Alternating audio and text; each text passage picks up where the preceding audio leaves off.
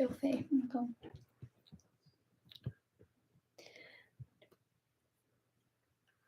Hello, welcome everyone. I'm not sure if you can hear us. Yes, okay. Yeah. So let's start our short video, and we'll try to answer as many questions as we can today, and also that will include lots of tips and short videos. If we can share it with you today.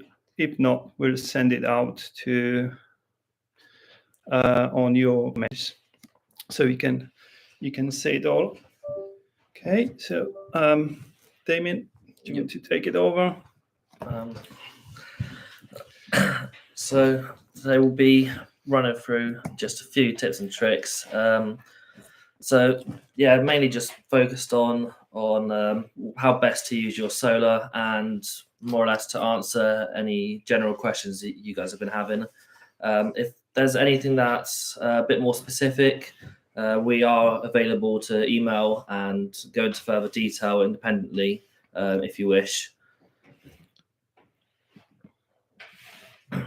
So when changing any settings on your inverter to adjust your system to best use it for your house, we do recommend to get in touch with us and see if these changes will be suitable, because the inverters are very sensitive to any changes in the settings. But general ones are just to change the batteries or to a flux tariff or the agile tariff from Octopus. We do have little how-tos on how to do that, which we will run through later, hopefully, as well.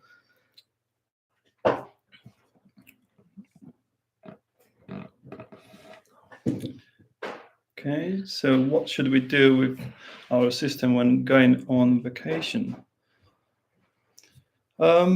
So main thing is to make sure you get paid for your exported energy.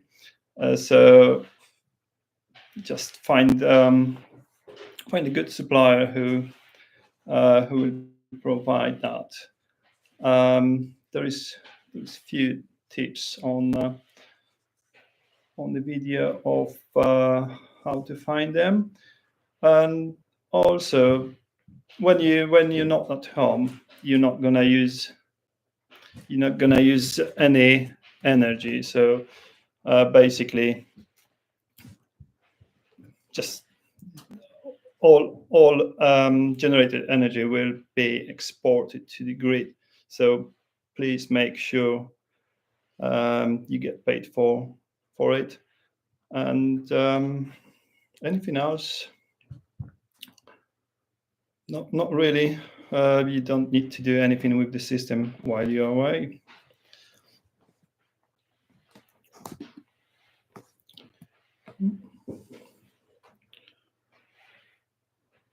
Right, so up explanation, as you can see on the screen.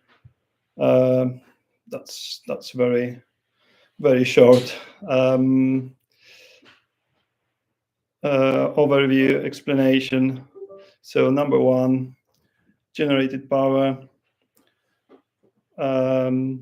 2, array capacity, which is the maximum of what you can get from the solar panels. So yeah, basically the first number can't really go above the one below. Okay.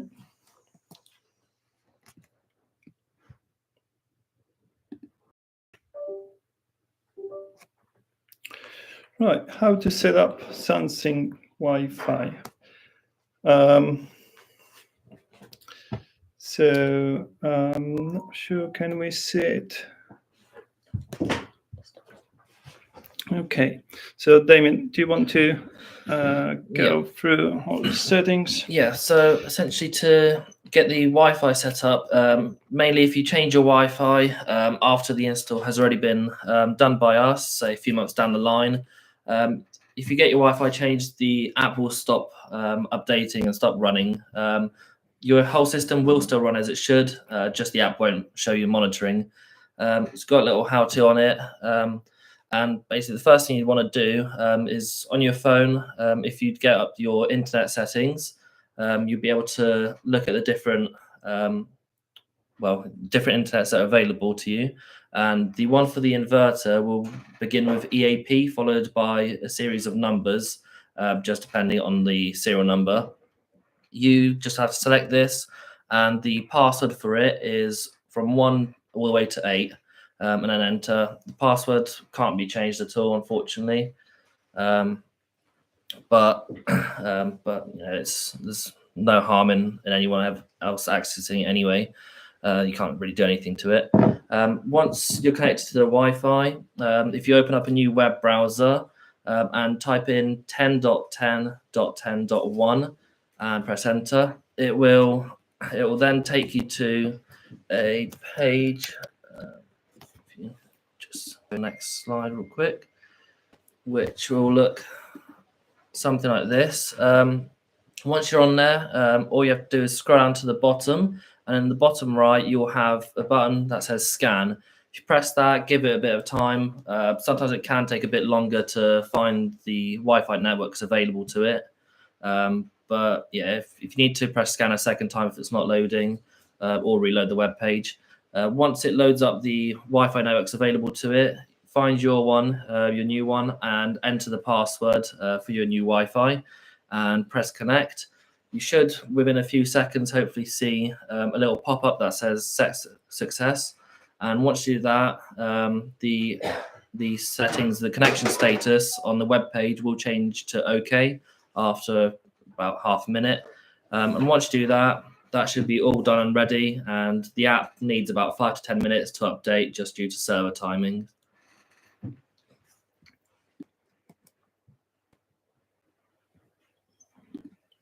How to set your battery to charge from the grid using the system mode timers.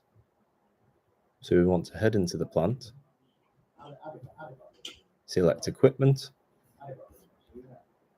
more, and then settings. Open up the system mode, and here are your timers. So I'm going to set my timer to charge from the grid at the full power of my inverter, which is currently 3.6 kilowatt, and I want it to charge from midnight until it reaches 4:30, which is the next timer, time 2. So I want to charge my battery until it reaches 100% state of charge, or until it reaches the next timer, which is 4:30 a.m.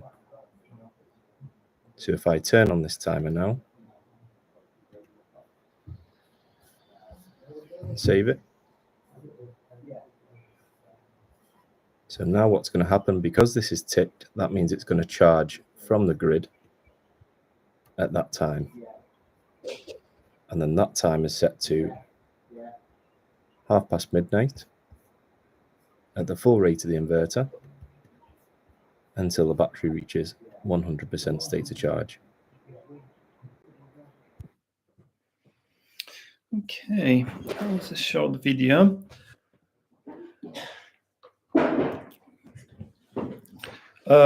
So hopefully that did explain how how we can make all the changes. And yeah, if you at any point stuck, then please get in touch with us. Also, I'm going to show you how to navigate around the SunSynk Connect app. That should explain. So if we open up the plant by clicking on the plant name. So here you've got your current status at the top. So you can see how much you've generated today, how much you've generated this month, this year, and your total since you had the system installed. Your total revenue for today, and your total capacity of what you've got installed on your roof. If we go down to the power flow, So this is an overview of what is happening with your system at the moment. So you can see at the moment I'm generating 435 watts. 279 watts is going back into the battery. The battery state of charge is currently at 79%. There's 126 watts going to the house, and there's 36 watts coming in from the grid. This is just a grid trickle feed to prevent feedback.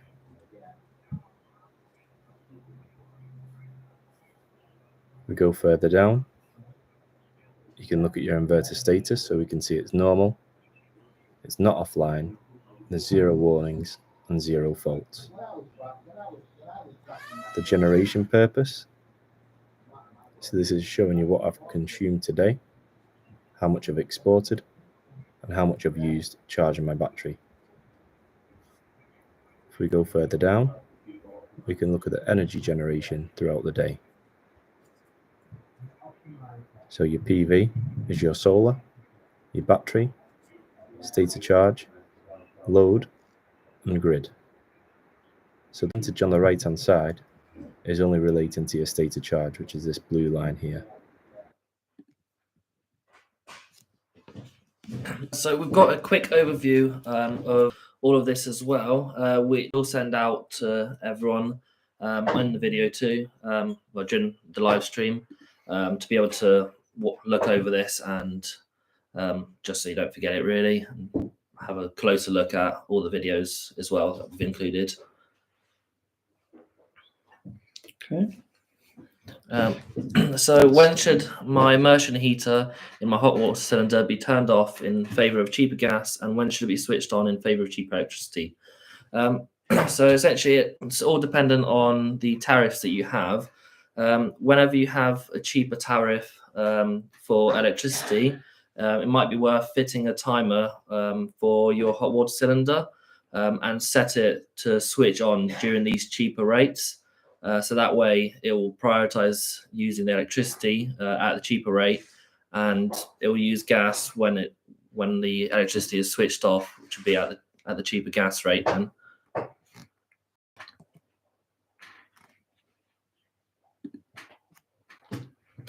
Is it possible to include the Octopus flux system, and how to set up the inverter timing settings to automatically make full use of the export function between 4 and 7? So we have a little how-to on how to set this all up as well.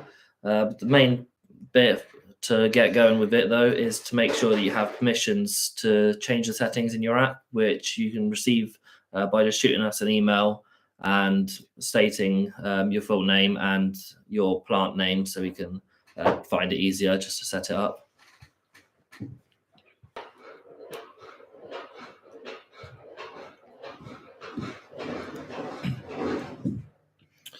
Okay, our system on occasions will disconnect from the grid, meaning we lose data while it's off grid.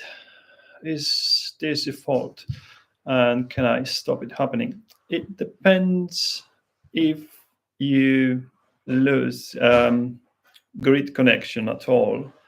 I mean, if there is power cut. If there is power cut, we can't stop it.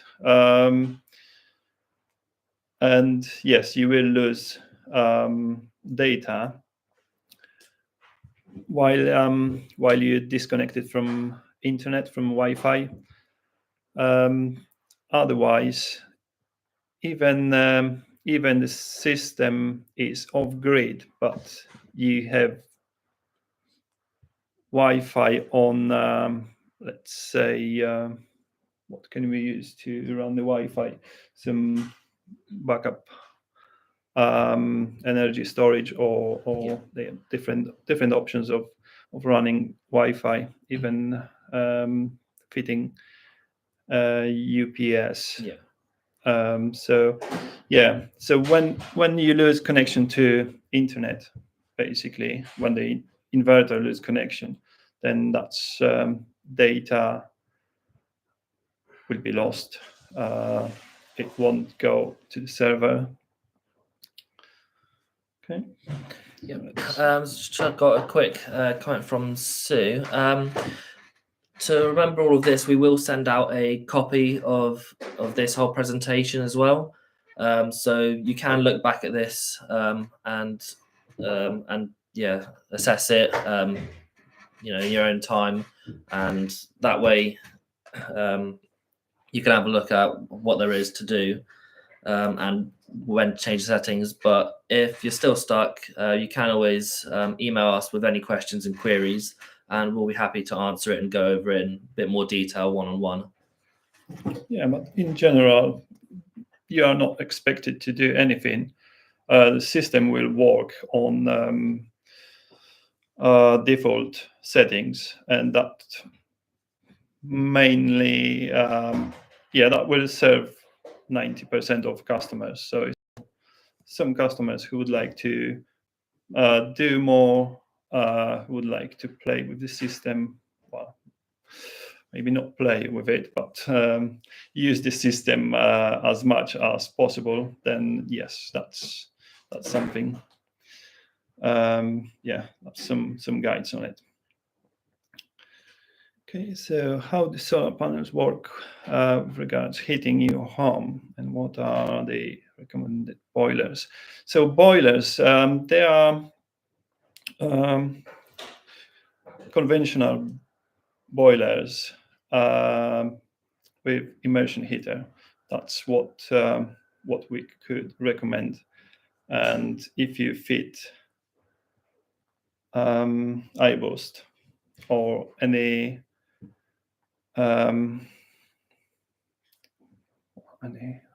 what we can fit, any other brands, not just iBoost. I know that Myenergy does their own version of an iBoost that works closer with their Zappy chargers and I think it's called the Eddy or Harvey. It works alongside the rest of their products that they produce as well. Basically, power diverters, any sort of power diverters will do, and will help heating the water when there is excess of power. That's all. Combi boilers, we can't connect iBoost to combi boilers. When we go holiday, Dave, yes, it is possible to turn the iBoost off. Next to the iBoost, we fit isolator switch. So you just flick the switch off. That's it. Job done.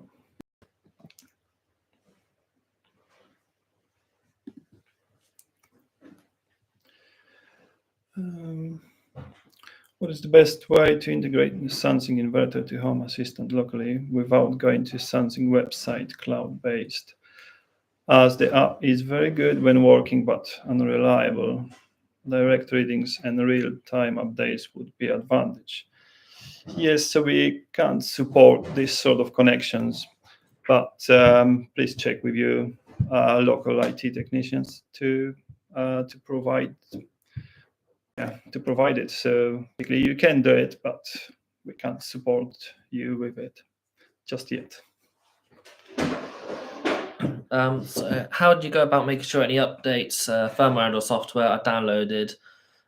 So essentially, the only way to do it is there's an app called Spaces by Wix, which SunSynk has a blog on, and that's more or less the easiest way to get a hold of any new updates that they've released.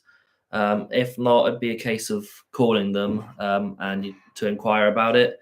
It's not something that they offer routine support with or put out publicly everywhere, unfortunately.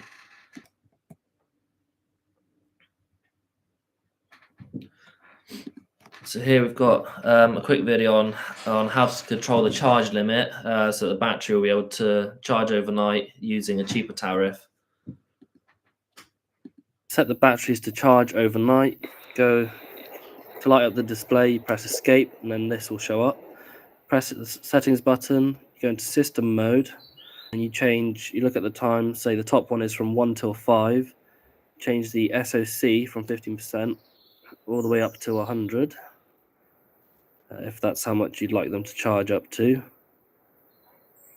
Once that's done, then select grid to grid charge, press OK, and then that will be good to go.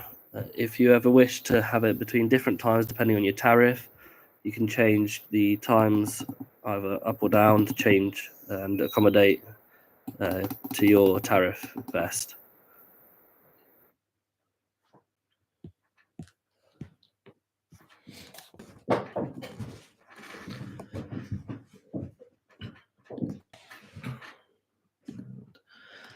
Yeah, so yeah, we understand this can be quite a lot of information to take in all at one. But again, as mentioned earlier, we will send out a copy of all of this, so you can go over this in your own time. Because yeah, I understand it is a big amount to take in all in one. So you can do it in your own time. But yeah, if not, give us an email and we'll be happy to go over anything that you're still stuck with in the future.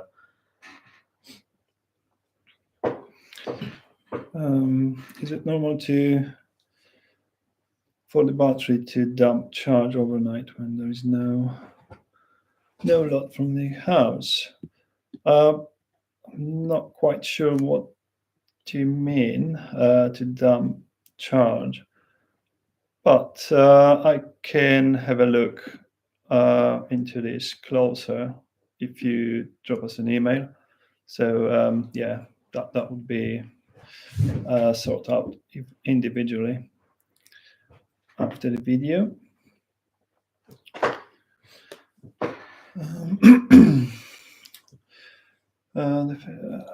What do we have here?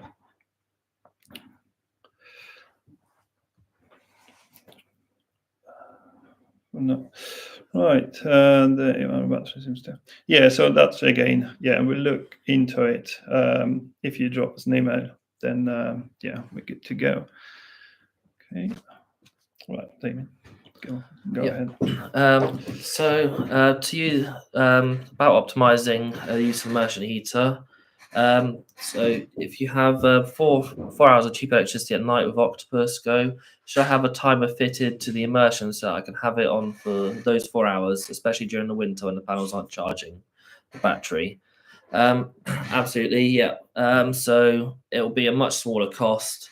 So you can set up the inverter so it can heat the hot water at those times, which would be run off the cheaper rate. But it will require a live feed to your inverter with a timer fitted as well.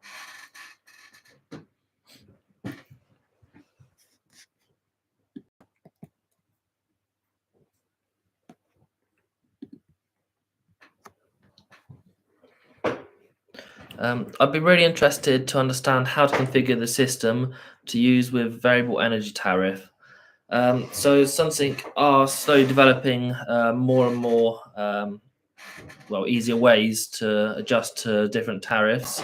So currently they have the Octopus Flux tariff and the Octopus Agile tariff that you can set up, which we have a quick tutorial on how to do as well, which can be sent out as well, or if not, you can find it on our website. But yeah, so yeah, I think that this subject has been covered. Yeah, so we're good to go. Yeah, tariffs are all possible. Yeah.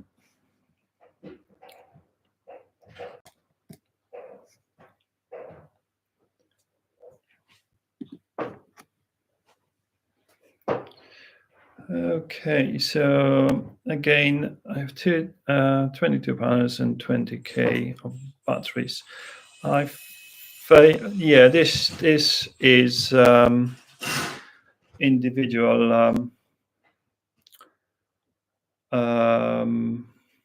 consideration. So yes, please drop us an email and we'll look into your plant. And yeah, but make sure you it all depends, because yes, it all depends how much energy you use, and 22 panels, they can produce quite a lot of power, but it all depends how high your usage is. And yeah, we can support you with configuration of how to best set the system up. And I think we have a link on here. Yeah, about significant voltage drop overnight in winter and voltage spikes on sunny days. That is, in this case, I would contact DNO as soon as possible, basically, because high voltage is dangerous, and too low voltage is also dangerous. So yes, is there an advantage of approaching the DNO as a group of residents rather? Yes, of course. There is yes, there is always advantage of that. If more people suffer from the same, you can approach DNO individually or as a group of residents. It's not. I'm pretty sure this is not something DNO would like to do, as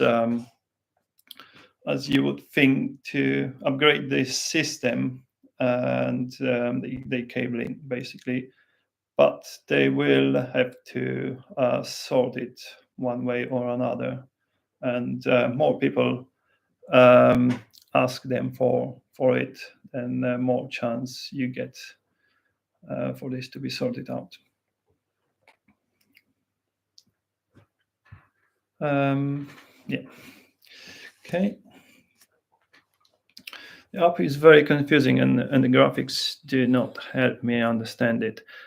I want to see what is uploaded to the grid, what is downloaded from the grid, and battery usage, how we can do this. I think we covered that subject. Yeah, that was in the video earlier, which would be at the bottom of your plant whenever you open up the app or the web browser. At the bottom, you have a big chart which goes over everything, and that will specify how much everything uses over time as well.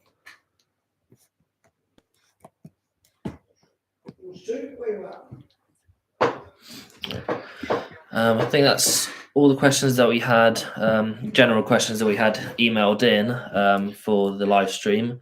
However, we are open to any more general questions in the chat. If you've got anything that's on your mind, really. If not, if there's any more personal requests about certain specific issues with your plants, please give us an email so we can assess that a bit closer with a bit more time. So we can give a few minutes. Yep.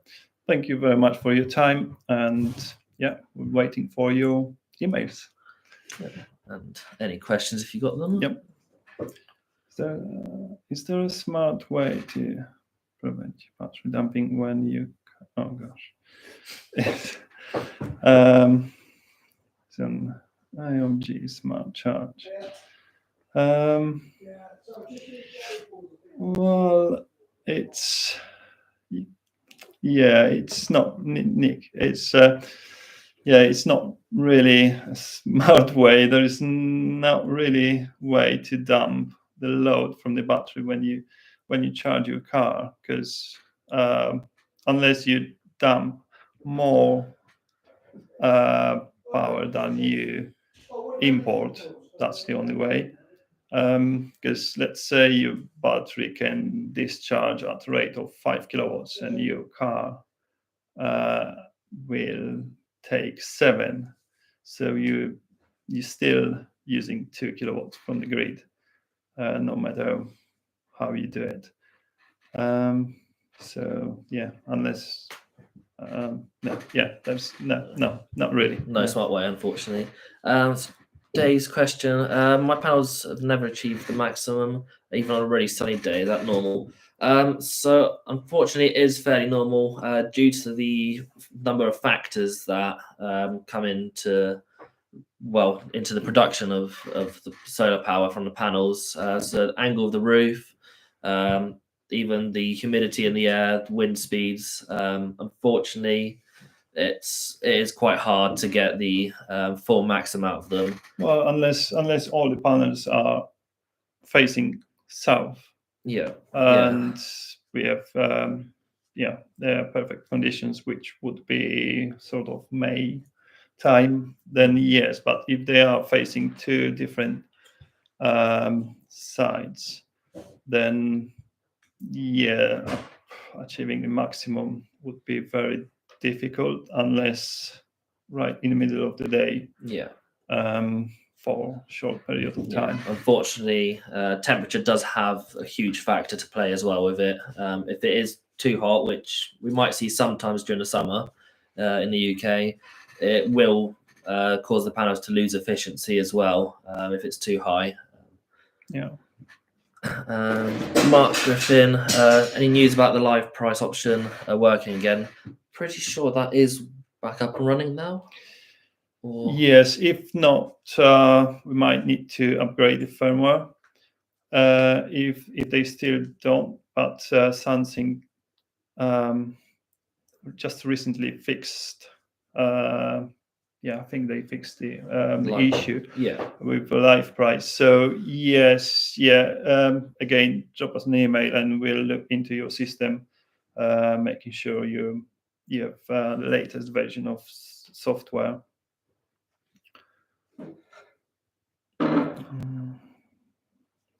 Okay. Phil Mans, I've heard that solar PVs only last 25 years, therefore should we expect a degradation of power over the years? So the panels, they do give, I think, up to 90% of their efficiency for, I think it's the first, how many years roughly? It depends on the manufacturer, but 10 years, that would be I think the minimum, full steam on.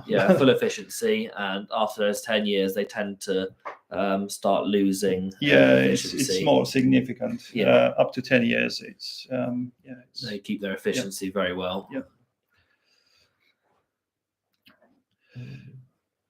How do I know if my system allows me to charge my battery from the grid? How do you know? Well, if you go into settings, and if the system allow you to change the settings, then that's done. And also you can see if battery is getting charged from the grid on the graph on the app, and how to read the app. Please look into short videos of how the app works. So that's how we know. Right, Nick. Sunny day in the winter is max potential for output given the sun hours available. Unfortunately, so in the winter you are very limited in the hours that you have, and the sun is naturally a lot lower in the winter as well, which does affect the rate at which your panels will produce power, unfortunately. And then Kanzada, I hope I've pronounced that correctly. Do apologize if I haven't. Currently, my smart meter showing that I'm exporting to the grid, but SunSynk app shows differently. Is there a delay with the app? Yes. So due to the server timing, there is up to 5 minutes delay. So it will never be fully accurate, unfortunately. And whenever it updates with the rough 5-minute delay, it is only a snapshot of the power going each way. Fraction of a second snapshot every 5 minutes. And so it's the app is not going to be as accurate as your smart meter. Okay, do our system need servicing at all? Well, it is recommended to check the system every 4 years. So yes, it is it is recommended to check the system every year. That's all. Cleaning the solar panels once a year. And window cleaners will happily do it. Mark.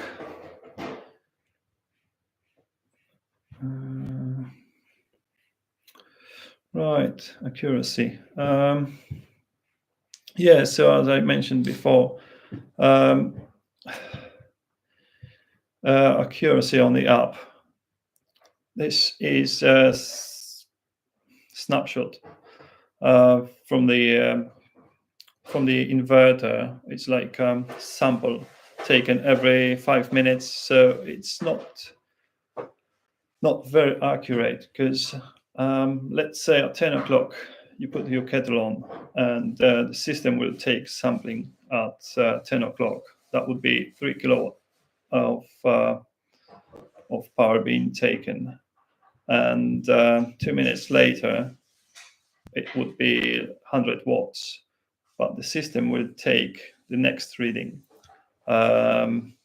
next sample after another 5 minutes, and after another 5 minutes you might put your washing machine on, or something else.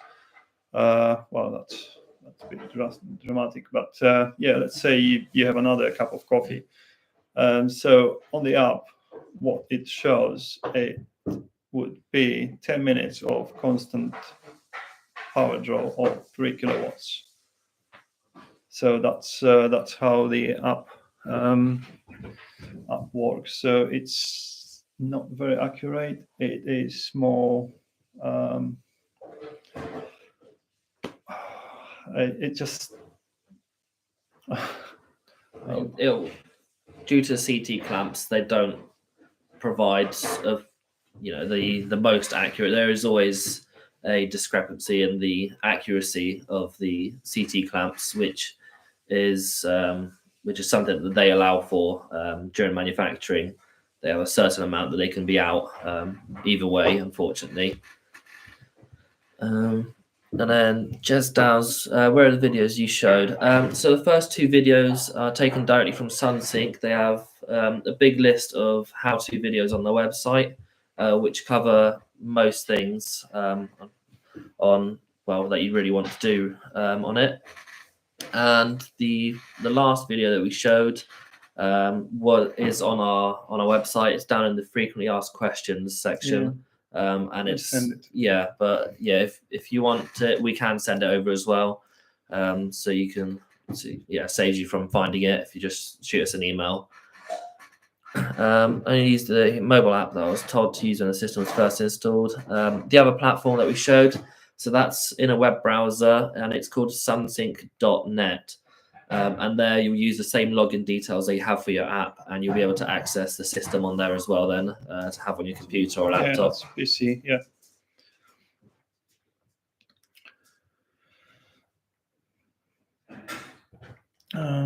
Could you give us details of how to use the SunSynk Connect? Yeah, so that would be on the video. So we'll send out this live chat to everyone.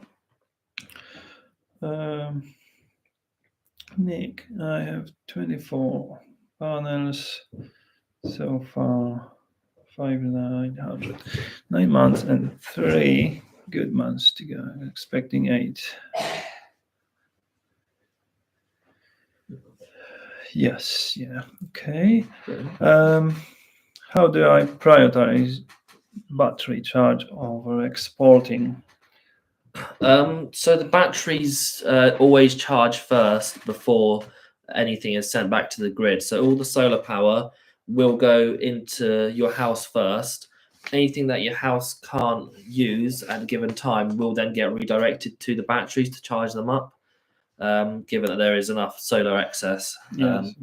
This is default setting on the SunSynk, so you don't have to do anything. Yeah, and only once the batteries are full will it then start exporting to the grid. So battery charge is always a priority before exporting by default.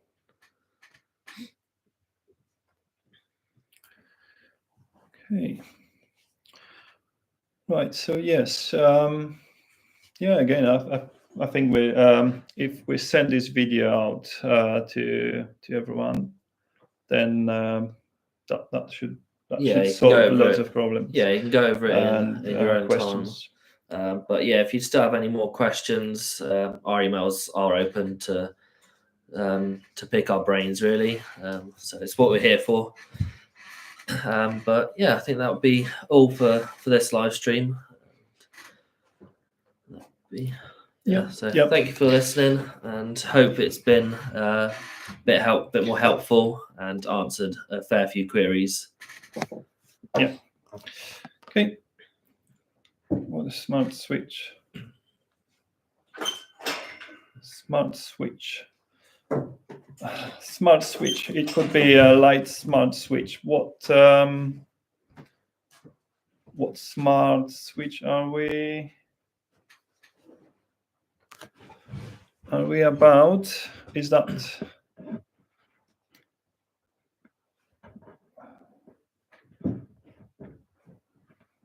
Jess, what smart switch was it?